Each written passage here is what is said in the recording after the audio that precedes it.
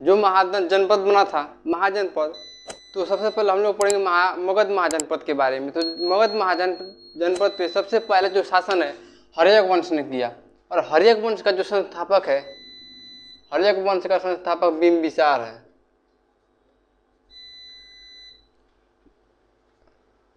बिंबिसार सबसे पहला मगध पे शासन जो है बिंबिसार ने किया था, और हर्यक वंश के था बिंबिसार, और इसका हर्यक वंश का संस्थापन किया बिंबिसार ने। तो देखिए बिंबिसार यानी भारत का मैप है, देखिए यहाँ पे है मगध, मगध है, तो मगध पे यानी यहाँ पे मगध है। देखिए मगध पे बिंबिसार ने सबसे पहले शासन किया। तो बिंबिसार ने क्या किया, पहले आसपास के छोटे छोटे राज्यों को जीतना स्टार्ट किया। बिंबिसार पहले छोटे छोटे राज्यों को जीतने लगा, और जीत को मतलब अपने में मिलाने लगा, मगध में मिलाने लगा। बिंबिसार ने वैशाली पे भी आक्रमण किया था, लेकिन वैशाली पे आक्रमण करने के दौरान वो मतलब वैशाली से हार गया था। तो उसके बाद से बिंबिसार ने क्या किया, दहेज यानी शादी करना स्टार्ट कर दिया, दहेज के रूप में प्रांत लेना स्टार्ट कर दिया। यानी बिंबिसार शादी करता था, यानी किसी राजा की लड़की से शादी करता था, और दहेज के रूप में कुछ क्षेत्र ले लेता था, और उसी क्षेत्र पे अपना शासन करता था। देखिए बिंबिसार ने पहले जो बिंबिसार की पहली पत्नी थी, पहली पत्नी महाकोशला थी।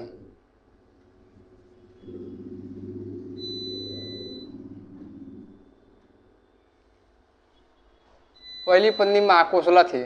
महाकोशला जो है राजा कौशल के पुत्र थी, यानी कौशल देश की राजा की पुत्री थी, और प्रसेनजीत की बहन थी, प्रसेनजीत।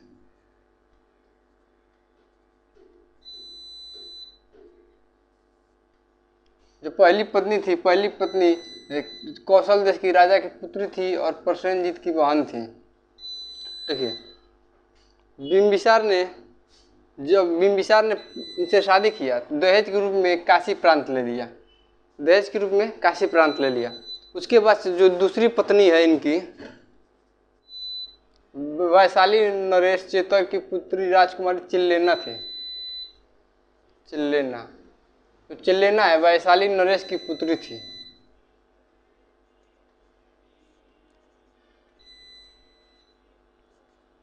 चिल्लेना दूसरी पत्नी जो है चिल्लेना थी, चिल्लेना वैशाली नरेश की पुत्री थी, और इसी चिल्लेना से प्राप्त इनका पुत्र हुआ था अजातशत्रु। अजातशत्रु चिल्लेना से इनका पुत्र जन्मा था अजातशत्रु। देखिए उसके बाद से देखिए जो चिल्लेना थी, चिल्लेना के प्रभाव, चिल्लेना के कहने पे जो बिंबिसार है, बिंबिसार ने जैन धर्म को अपना लिया था चिल्लेना के कहने पे। और जो इनकी तीसरी पत्नी है हेमा थी, हेमा जो है पंजाब की राजकुमारी थी। और जो चौथी पत्नी है, चौथी पत्नी का नाम इनके आम्रपाली। देखिए जो बिंबिसार है, तो बिंबिसार ने क्या किया था, सबसे पहले तो वैशाली पे आक्रमण किया था, लेकिन ये वैशाली पे आक्रमण करने के दौरान हार गया था। जब हार गया तो इसने विवाह दहेज प्रथा के रूप में छोटे छोटे प्रांत लेना स्टार्ट किया, छोटे छोटे प्रांत। और मगध साम्राज्य में जो आएंगे मौर्य साम्राज्य, मौर्य साम्राज्य में जो अशोक है, अशोक के टाइम यानी चंद्रगुप्त मौर्य ने भी दहेज लिया था पाकिस्तान और अफगानिस्तान को, हम आगे पढ़ाएंगे। ठीक है, जो मगध साम्राज्य में पूरा इतना बड़ा हो गया था, यानी पूरा अफगानिस्तान तक हो गया था मगध। इसी के समय बिंबिसार के समय जो अवंती के राजा थे चंद्रप्रदोष, अवंती के राजा थे चंद्रप्रदोष।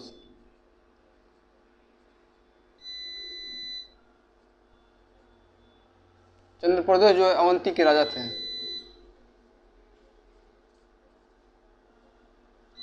तो इस चंद्रप्रदोष को एक लाइलाज बीमारी हो गया, यानी ऐसी बीमारी जिसका कोई इलाज नहीं था। तब क्या किया, तब बिंबिसार ने अपने राज्य वैद्य जीवक को भेजा चंद्रप्रदोष के दरबार में। तो जीवक जाके चंद्रप्रदोष का इलाज कर दिया, और चंद्रप्रदोष खुश हो गया।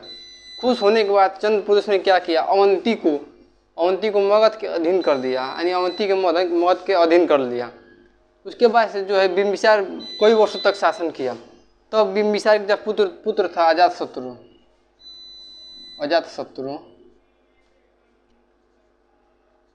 अजातशत्रु ने बिंबिसार की हत्या कर दिया।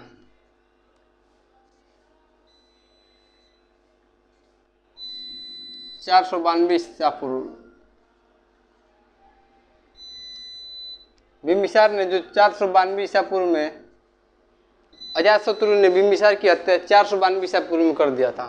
यानी जो बिम्बिसार है 542 से लेके और 492 तक शासन किया। 542 से ईसा पूर्व से 492 ईसा पूर्व तक शासन किया था। उसके बाद से अजातशत्रु बिम्बिसार की हत्या कर दिया और अजातशत्रु खुद राजा बन गया। उसके बाद से राजा बन गया अजातशत्रु।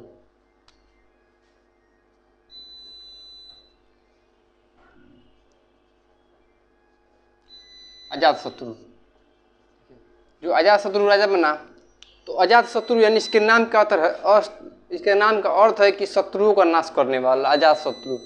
और इसको पिता, इसने अपने पिता की हत्या किया था, जिसकी वजह से इसको पितृहंता भी कहते हैं। पितृहंता क्योंकि इसने अपने पिता की हत्या किया था, जिसकी वजह से इसको पितृहंता भी कहते हैं। तो इसने देखिए जो बिम्बिसार है, बिम्बिसार ने वैशाली पे आक्रमण किया था लेकिन हार गया था। लेकिन जो इसके पुत्र था अजातशत्रु, तो अजातशत्रु के दरबार में था वर्षाकार।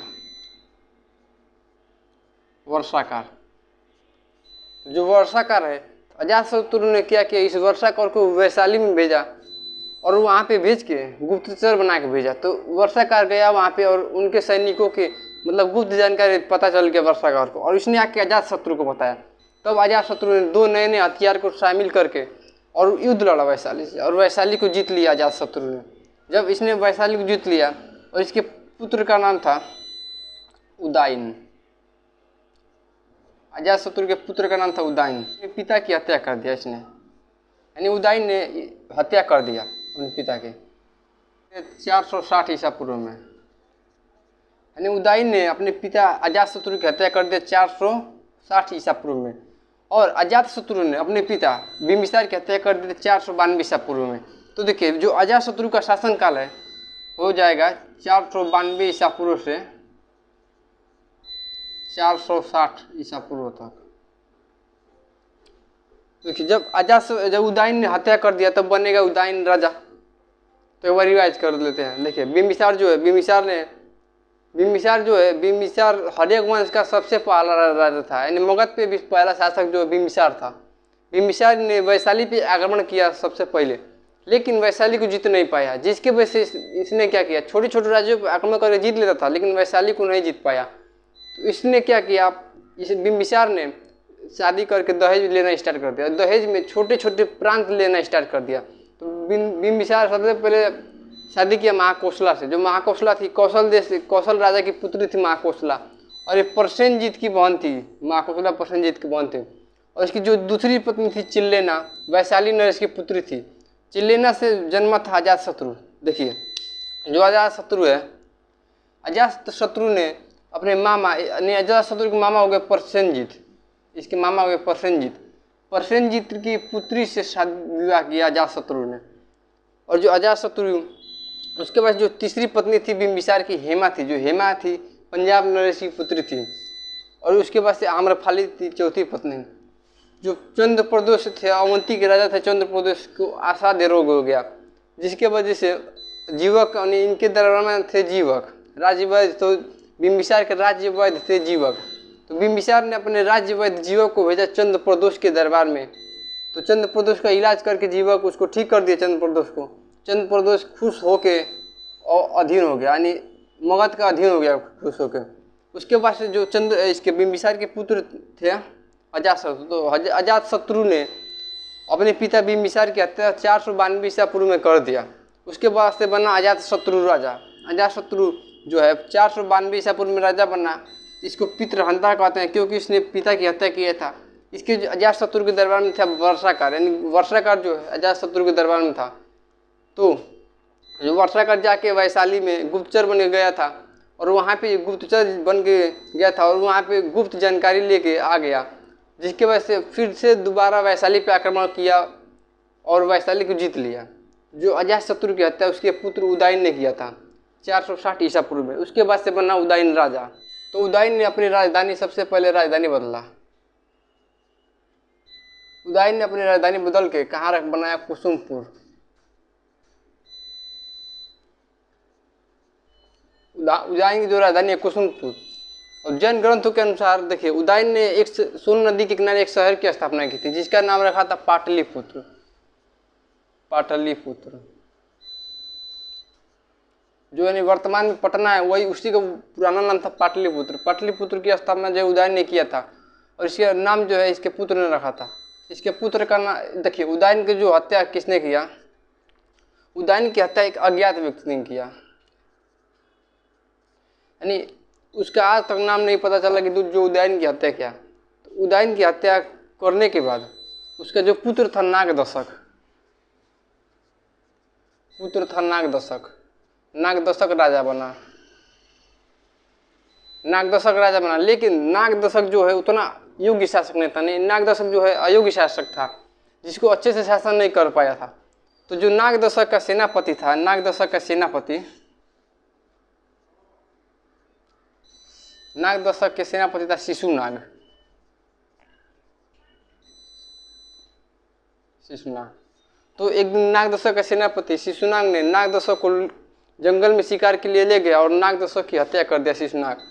जब ये शिशुनाग नागदशक की हत्या कर दिया और खुद राजा बन गया और खुद राजा बन के स्थापना किया शिशुनाग वंश की। यानी देखिए सबसे पहले जो हर्यक वंश के सबसे पहले जो राजा था सबसे पहले राजा जो था बिंबिसार था। बिंबिसार ने 4 शादियाँ की और बिंबिसार का पुत्र था अजातशत्रु। अजातशत्रु ने अपने पिता बिंबिसार की हत्या करके राजा बन गया था और अजातशत्रु की हत्या जो है उदयन ने कर दिया और उदयन की हत्या किसी अज्ञात व्यक्ति ने कर दिया जिसका नाम अभी तक नहीं पता चला। जो उदयन का पुत्र था नागदशक, नागदशक एक अयोग्य शासक था, अच्छे से शासन नहीं कर पा रहा था। तो नागदशक को एक दिन उसके सेनापति शिशुनाग ने कहा महाराज चलिए जंगल में शिकार खेलने। तो नागदशक शिशुनाग के साथ चला गया जंगल में। तो इसकी जो सेनापति था शिशुनाग ने नागदशक की हत्या कर दी और खुद बन गया राजा, यानी खुद को राजा बन गया। और ये अपना वंश, इस नया वंश नाम रखा शिशुनाग वंश। ये अपने वंश का नाम रखा शिशुनाग वंश, यानी हर्यक वंश की समाप्त हो गया, यानी हर्यक वंश समाप्त हो गया। अब लोग हम नेक्स्ट क्लास में पढ़ेंगे शिशुनाग वंश के बारे में।